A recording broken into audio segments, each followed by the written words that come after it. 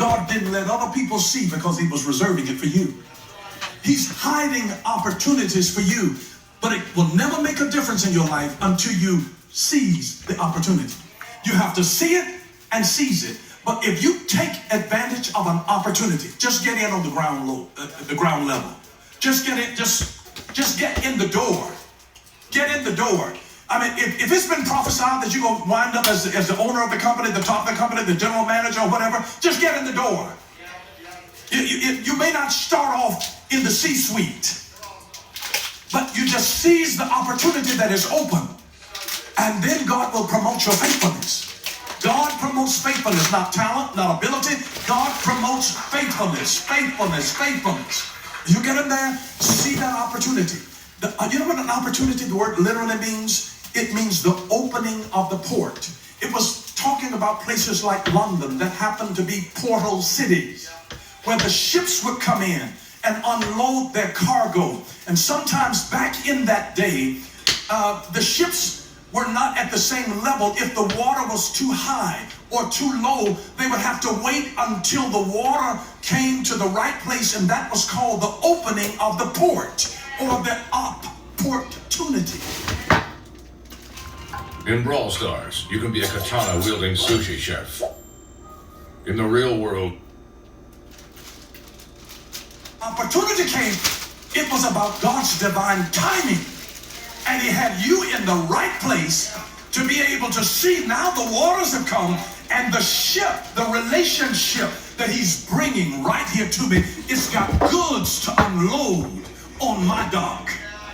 And if you're ready and open, it's the opening of the port.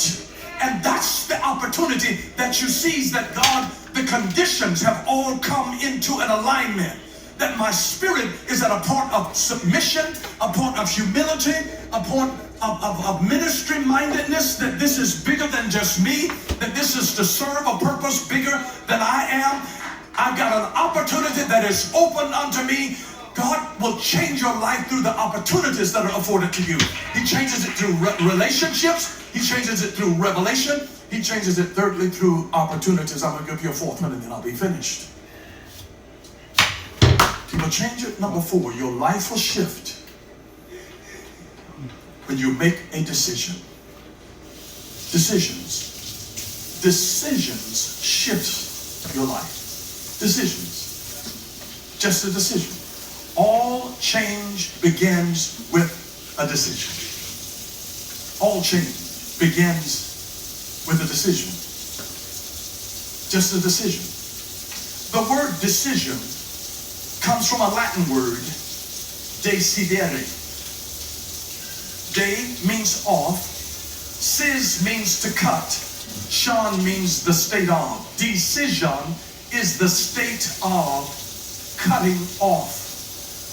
Every time you make a decision, when I made a decision 41 years ago to marry one woman, I was cutting off the opportunity to be with other women. She's the only one woman that I've ever known in my life. The only woman.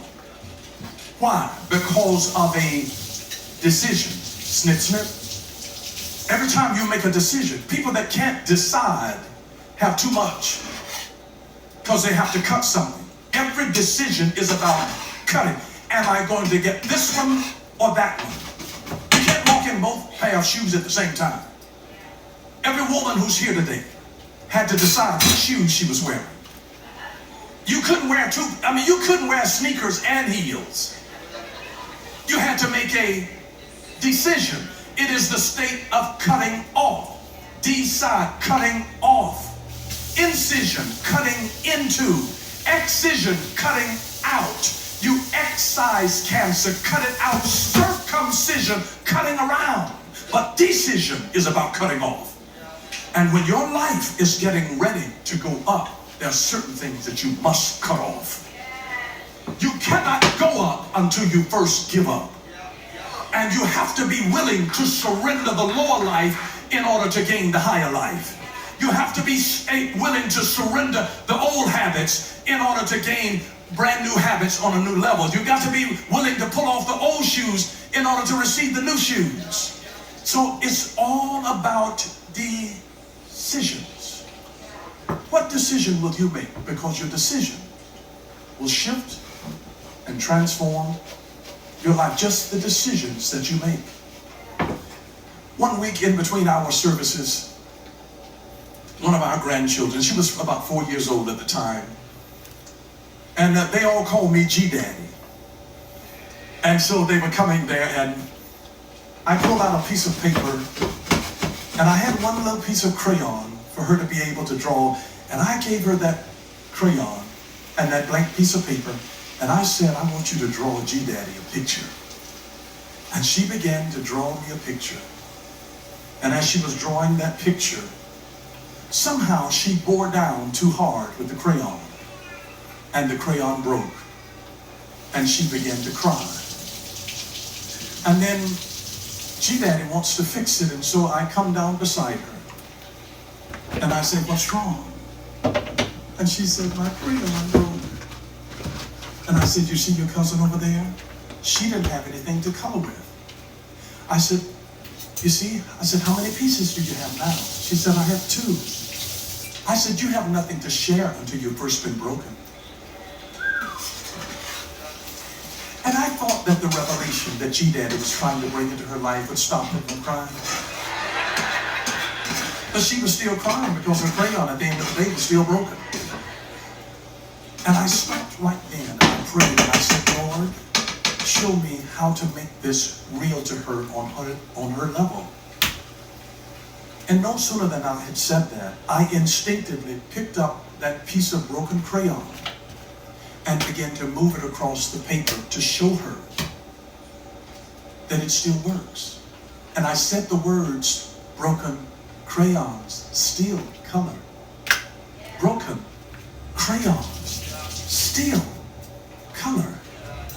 Broken crayon, and a smile broke out on her face once she realized that broken crayons still color. And I'm looking today at some people who have been making this beautiful picture and something broke. It could have been a relationship, could have been finances, could have been health. But broken crayons still color. God does not allow your brokenness to disqualify you from finishing your picture. You will finish your picture because broken crayons still color. The broken piece of crayon has just as much efficacy in it. It has just as much hue. The nuances of the richness of the color is still just as rich in the broken piece as the whole piece. And you can finish your picture because broken crayons still color. And so today I look at people whose lives may have been broken, that sometimes under the pressure of life and the discouragement of life, that something broke in your hand and you thought it's over now, it's too late, I've messed up.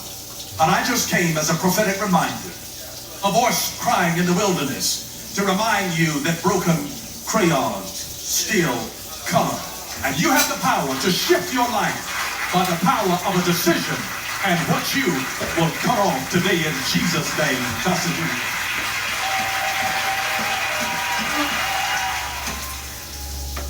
Thanks for joining us today. We hope this message has encouraged you and built your faith.